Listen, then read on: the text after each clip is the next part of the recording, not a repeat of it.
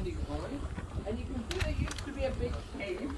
But in the front of the cave, in the 1st century AD, a temple was erected. For many years, they thought that this is the temple of Augustus. Today we know that it's not true. Okay? And it didn't look like that. There was a temple there, in front of the cave. If you took Pan's cave, what then? You have to build him another cave. So they dug up another cave.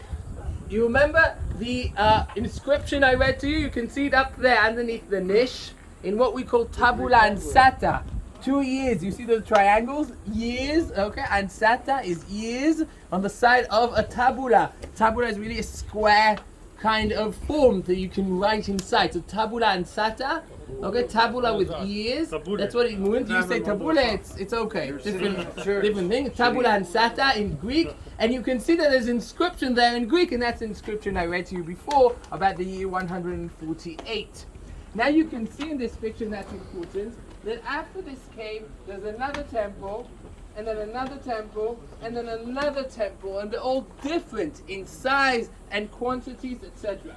This is what we call an open temple, right here where you are standing now in this niche. What's important to me is not these temples, that we have inscriptions telling us who they were for. Pan and Nemesis, Pan and Zeus.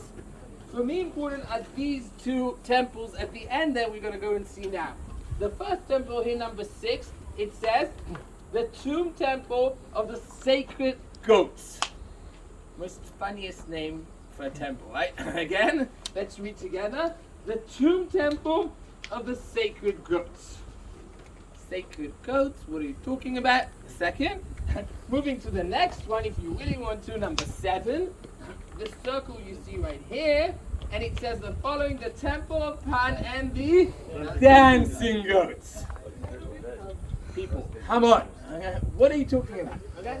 So to understand what we're talking about, let's go and see what was left of those temples. Go down into the shade and talk about it. Come.